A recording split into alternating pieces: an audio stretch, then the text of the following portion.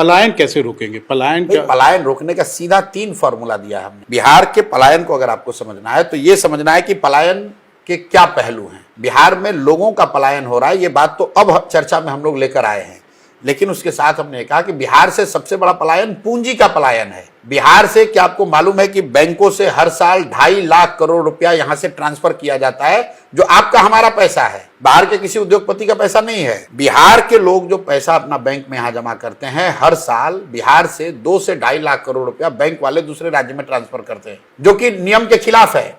क्योंकि नियम यह है कि बैंक में जितना पैसा जो जहां रखता है वहां 70% पैसा बैंक को वापस ऋण के तौर पर देना है, बिजनेस के लिए, कृषि के लिए, रोजगार के लिए, घर के लिए, गाड़ी के लिए। तो बिहार में वो देता ही नहीं है। तो पहली बात हम लोग ये कह रहे हैं कि इस पूंजी के पलायन को रोका जाएगा। और ये बैंकों का एकाधिकार नहीं है, बाकायदा मुख्यमंत्री के चेयरमैनशिप में कमेटी है जिसका काम है ये देखना कि CD रेशियो 70% रहे। मतलब 100 रुपया अगर बिहार के लोग बैंक में जमा कर रहे हैं तो कम से कम 70 रुपया बैंक वापस ऋण के तौर पर दे। बिहार में CD रेशियो 40%, लालू जी के जमाने में था 18%। आप जरा अंदाजा लगाइए, अगर हर साल बिहार के लोगों को रोजी रोजगार करने के लिए 2-2.5 लाख करोड़ रुपया एक्स्ट्रा मिलने लगे तो कितने ज्यादा रोजगार के अवसर पैदा होंगे।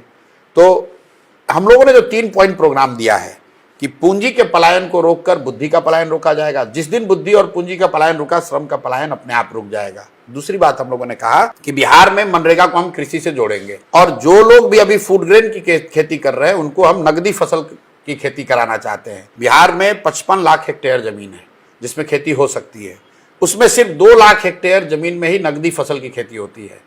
आइडियली होना चाहिए 15 से 20 लाख हेक्टेयर में। उसके लिए हम लोग ये कह रहे हैं कि जो लोग भी धान, गेहूं, मकई, बाजरा का खेती छोड़कर नगदी फसल की खेती करेगा उसको मनरेगा के तहत मजदूर फ्री में देंगे। उससे जो खेती से जुड़ा हुआ मजदूर है जो पलायन कर रहा है वो जाना बंद हो जाएगा। आप गांव देहात में जाकर देखिए लोग क्या कर रहे हैं। एक और लोग जा रहे हैं मजदूरी करने पंजाब, दूसरी ओर गांव का किसान कह रहा है कि मजदूर नहीं मिल रहा है। ये क्यों हो रहा है? क्योंकि मजदूरों को यहां पर मजदूरी नहीं मिल रही है। एक और आप मनरेगा में 40% का आपका यूटिलाइजेशन है, 60% पैसा आप दिल्ली में सरेंडर कर रहे हैं, और दूसरे ओर आपके लाखों लोग जा रहे हैं बाहर मजदूरी करने। तो मेरा पहला है पूंजी का पलायन रोकना, दूसरा है मनरेगा को कृषि से जोड़ना, और तीसरी बात हम लोग कह रहे हैं कि इंटरेस्ट सबवेंशन स्कीम लेकर आएंगे। बिहार में जो भी रोजी रोजगार करना चाहता है, बिजनेस व्यापार करना चाहता है, उसको 10% इंटरेस्ट नहीं लगेगा, उसको 4% इंटरेस्ट लगेगा।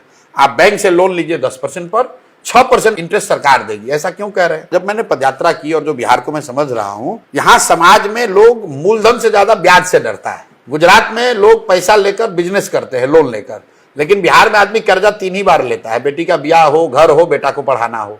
बीमारी है, बीमारी में जो तो कर्ज है वो तो बहुत डिस्ट्रेस कर्ज है। बैंकों से पैसा लोग इन 3 चीज के लिए लेते हैं, घर बनाने के लिए, बेटी की शादी के लिए और बच्चों को पढ़ाई के लिए। बिजनेस व्यापार के लिए लोग पैसा नहीं लेते हैं। क्यों? कहता भैया ये लेंगे तो चक्रवृद्धि ब्याज में फंस जाएंगे। तो मैं अगले 10 साल 15 साल के नजरिए से ये चीज लाना चाहता हूं कि समाज में रिस्क टेकिंग एबिलिटी बढ़े, और वो करने के लिए इंसेंटिवाइज करने के लिए हम कह रहे हैं कि हम आपको 10% ब्याज नहीं देना पड़ेगा, 4% ब्याज देना पड़ेगा। हर घर में आप 2 लाख, 3 लाख, 5 लाख लोन लीजिए, लोन लेकर काम शुरू कीजिए, और 4% ब्याज आप दीजिए, 6% हम देंगे। इसका फायदा क्या होगा? हम बजट से सिर्फ देंगे 6,000 करोड़। अगर 6,000 करोड़ रुपया बजट में प्रावधान किया तो 1 लाख करोड़ रुपया का क्रेडिट लोगों को उपलब्ध हो जाएगा। तो ये जब आप 3 चीज करेंगे, और इसको हम लोगों ने सिमुलेट करके डेटा को देखा, दुनिया के कम से कम 4 या 5 बड़े इकोनॉमिस्ट जो मेरे साथ काम कर रहे हैं, अगर इन 3 चीजों को कर दें, 2-2.5 लाख एक्स्ट्रा इन्वेस्टमेंट होने लगे, पूंजी का पलायन रुक जाए, मनरेगा को कृषि से जोड़ दिया जाए, और जो बिजनेस व्यापार करना चाहता है उसको 10 के बजाय 4% पर लोन मिलने लगे, तो 40 से 50 लाख लोगों को स्वरोजगार से जोड़ा जा सकता है। और वही संख्या है जो कि पलायन के लिए मजबूर है।